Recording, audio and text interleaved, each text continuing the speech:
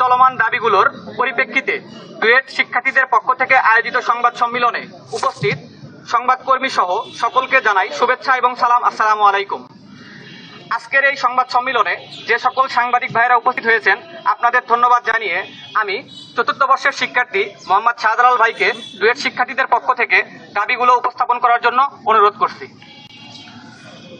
আসসালামু আলাইকুম প্রিয় সাংবাদিক বন্ধুগণ, আমরা ঢাকা প্রকৌশল ও প্রযুক্তি বিশ্ববিদ্যালয় ডুয়েটের পক্ষ থেকে আপনাদেরকে আন্তরিক ধন্যবাদ ও কৃতজ্ঞতা জানাচ্ছি।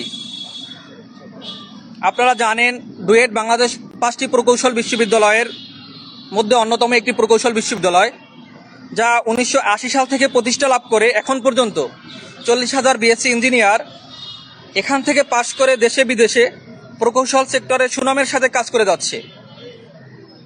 সারা বাংলাদেশের শত শত পলিটেকনিক ও লাখ লাখ ডিপ্লোমা ইঞ্জিনিয়াররা কঠিন পরীক্ষার মাধ্যমে এখানে বিএসসি ইঞ্জিনিয়ারিং ডিগ্রি লাভ করে। তারই ধারাবাহিকতায় আমরা বর্তমানে বিএসসি ইঞ্জিনিয়ার এবং পলিটেকনিক শিক্ষার্থীদের চলমান আন্দোলনের প্রেক্ষাপটে ডুয়েট শিক্ষার্থীদের বক্তব্য হচ্ছে, সাম্প্রতিক সময়ে ডিপ্লোমা ইন ইঞ্জিনিয়ারিং শিক্ষার্থী কিছু দাবির পরিপ্রেক্ষিতে বিশেষায়িত প্রকৌশল এবং অন্যান্য বিশ্ববিদ্যালয়ের প্রকৌশল অনুষদের শিক্ষার্থীদের ডিপ্লোমা ইন ইঞ্জিনিয়ারিং শিক্ষার্থীদের সমমর্যাদার আসার প্রয়াস লক্ষ্য করা যাচ্ছে। আমাদের দৃষ্টিতে একজন বিএসসি ইঞ্জিনিয়ারের জন্য এটি অত্যন্ত অসম্মানজনক এবং অগ্রহণযোগ্যতা। আমরা স্পষ্টভাবে জানাতে চাই, বিএসসি ইঞ্জিনিয়ার ও ডিপ্লোমা ইঞ্জিনিয়ারের মধ্যে শিক্ষাগত, পেশাগত এবং কাঠামোগত পার্থক্য রয়েছে। তাই বিএসসি ইঞ্জিনিয়ারদের সাথে ডিপ্লোমা ইঞ্জিনিয়ারদের একত্রিত করা অপ্রাসঙ্গিক।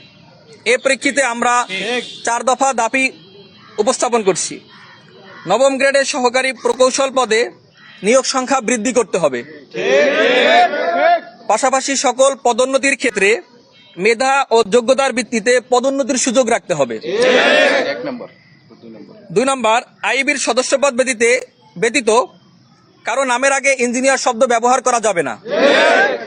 প্রকৌশল ক্যাডার ও সাধারণ ক্যাডারের মধ্যে বৈষম্য দূরীকরণ করতে হবে।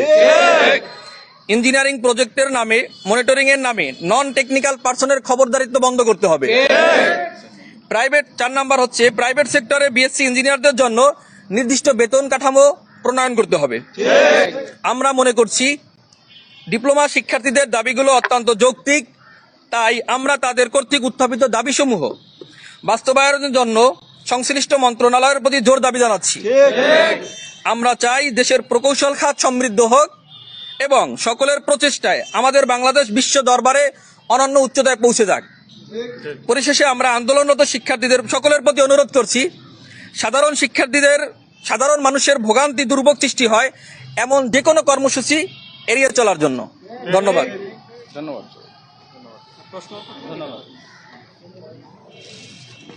এটার কি ছবি দেওয়া হয়েছে?